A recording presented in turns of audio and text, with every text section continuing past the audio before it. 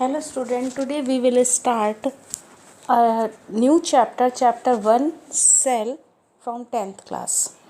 What is cell? We already know that cell is a structural and functional unit of life. Now we talk about the cell theory. The points of cell theory are all living beings are made up of cell. Cell is the structural and functional unit of life, and all cell arises from pre-existing cell. तो जो हमारी cell है वो हमारी body का structure भी बनाती है और हमारी बॉडी के सारे function like photosynthesis in case of plant and respiration, reproduction in case of both plant and animals, ये सब सेल ही करती है. तो हम कह सकते हैं cell is the structural and functional unit of life. Now I am talking about the classification of cell. Cell is classified into three types: single-celled organism, few-celled, and multicellular organism.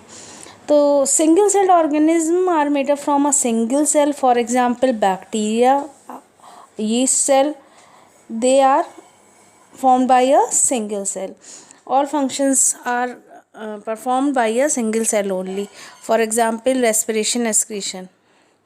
Few-celled organism contain 100 to 1000 cells. For example, volvox and Spirogyra, both are green algae. They are formed from 100 to 1000 cells of volvox is made up from 100 to 1000 cells of a Chlamydomonas, a single unicellular green alga. इसी तरह spirogyra जो है उसमें भी 100 से लेकर 1000 तक sales होती हैं. It is a ladder like structure और इसमें क्लोरोप्लास्ट जो है वो स्पाइरल शेप होता है. That's why it is known as spirogyra. Now multicellular organism contain many cells. For example mango tree, man, mosquito, etcetera एक्सेट्रा. Which one is known as the smallest cell? You know that bacterial cell is the smallest cell, but in case of human being, RBC, red blood cells, are smallest cell, and in case of human being, longest cell is known as nerve cell. Largest cell is ostrich egg. 30,000 million WBCs are found in human beings, and 10,000 million nerve cells are in brain cortex. Now we are talking about cell shape. Cell vary in shape. For example, shapes may be dish-like, polygonal, rectangular, cuboidal, thread-like, branched, or even regular.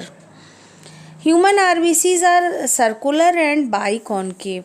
अगर हम red blood cells को देखेंगे तो ये circular shape की होती हैं और बाइकॉनकेव होती हैं. और इनका फंक्शन क्या होता है? Transportation of oxygen. ऑक्सीजन को कैरी करती हैं due to the presence of a red colour pigment that is known as haemoglobin. Haem means iron, globin means protein. तो हीमोग्लोबिन जो है वो रेड पिगमेंट आरबीसीज में होता है, जिससे ये वजह से ये ऑक्सीजन के साथ कंबाइन करके बनाती हैं ऑक्सी हीमोग्लोबिन, और हर सेल हर टिश्यू को ऑक्सीजन प्रोवाइड कर देती हैं.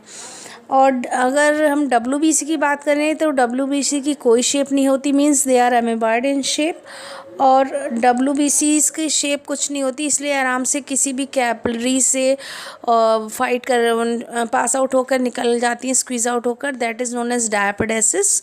और ये कहीं भी आराम से पहुंच सकती है जहां पर भी किसी फॉरेन पार्टिकल मीन्स एंटीजन का अटैक हुआ हो, like bacteria, virus. Nerve cell मैंने आपको बता दिया. Nerve cell is the longest cell in case of human being. And अगर हम प्लांट के केस में देखें तो गार्ड सेल्स जो होती हैं वो स्टोमेटा में बीन शेप्ड होती हैं. What are stomata? Stomata are tiny pores found on the surface of leaf and they are made up from guard cells. और इसके आसपास की जो सेल्स होती हैं उनको बोलते हैं सब्सिडियरी सेल्स. तो गार्ड सेल्स जो है they are bean shaped sales.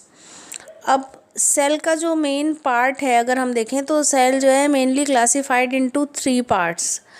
Number 1 is cell membrane और plasma membrane, but in case of outermost covering in case of plant is known as cell wall. Cell wall is absent in case of animal cell. Second one is cytoplasm and third one is nucleus. Cytoplasm is a jelly like substance and nucleus control or regulate the cell. तो पहले start करते हैं cell membrane से। Cell membrane is also known as plasma membrane. It is a living membrane and it is a selectively और you can say semi permeable membrane. ये कुछ चीज़ों को तो अलाउ करती है आर पार जाने के लिए सेल के अंदर बाहर, लेकिन सबको नहीं अलाउ करती है, ये सिलेक्टिवली परमेबल होती है। Cell membrane is made up from calcium magnesium pectate और लिपोप्रोटीन, लिपिड एंड प्रोटीन की बनी होती है। सेल में जबकि अगर हम उसकी बात करें सेल वॉल की, तो cell wall is found in case of plant cell. Plant cell में दोनों होती हैं। Outermost covering is known as cell wall, उसके ठीक नीचे होती है प्लाज्मा मेम्ब्रेन और cell membrane. Cell wall is dead, it is freely permeable, ये सबको आने जाने के लिए अलाउ करती है। Cell wall is made up from cellulose. और साइटोप्लाज्म जो है वो सेल वॉल के अंदर जो लिक्विड पोर्शन होता है उसको बोलते हैं cytoplasm is a jelly like substance which contain cell organelles. Cell organelles क्या होते हैं? जिस तरह हमारी बॉडी में ऑर्गन होते हैं, आई ईयर नोज़, इसी तरीके से हर सेल में भी ऑर्गन होते हैं। उन्हें हम ऑर्गन नहीं कहते, क्या कहते हैं? ऑर्गेलीज कहते हैं। तो सेल ऑर्गेलीज जो हैं they are specific in nature, they have specific function और एंड स्ट्रक्चर। और साइटोप्लाज्म में जो ऑर्गेलीज को हटाने के बाद जो पार्ट होता है उसे हम बोलते हैं साइटोसोल। सेल ऑर्गेलीज के example like mitochondria, Golgi body, endoplasmic reticulum. जो सबसे मेन पार्ट है सेल का that is known as nucleus. Nucleus is a spherical body lying nearly the centre of cytoplasm. In case of plant जो nucleus है वो side में shift हो जाता है due to the presence of a bubble like structure that is known as vacuole. But in case of animal cell nucleus centre में होता है। तो न्यूक्लियस का स्ट्रक्चर समझ लेते हैं कि nucleus is a double membranous cell organelle और membrane contain nuclear pore for the exchange of material from cytoplasm to the nucleus और from nucleus to the cytoplasm. Cytoplasm जो होता है न्यूक्लियस के अंदर का that is known as nucleoplasm, jelly like substance. Nucleoplasm contain chromatin fibre. अगर आप chromatin fibre को खोलेंगे तो it is made up from chromosomes. Chromosomes are thread like structure, they transmit the character from parents to offspring. तो chromosome thread जैसा structure होता है जो पेरेंट्स से चाइल्ड में करेक्टर्स को ले जाता है। And chromosome is made up from DNA, deoxy ribo nucleic acid का बना होता है chromosome. And DNA contains gene. Gene carry the character, gene is the unit of heredity. जैसे आँख का जीन, नाक का जीन, कई जीन मिलकर भी एक करेक्टर को कंट्रोल कर सकते हैं और एक ही जीन पे कई करेक्टर भी हो सकते हैं। फॉर एग्जांपल हमारे स्किन का करेक्टर कई जीन मिलकर कंट्रोल करते हैं। तो जीन होता क्या एक्चुअली में? Gene is a oligo nucleotide sequence. कुछ अल्फ़ाबेट्स की ये सीक्वेंस होती है जीन जो करेक्टर को कैरी करती है।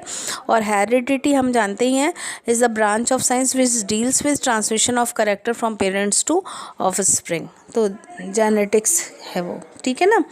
तो ये न्यूक्लियस का स्ट्रक्चर अगर हम देखें तो न्यूक्लियस में एक और छोटा सा स्ट्रक्चर होता है that is known as nucleolus.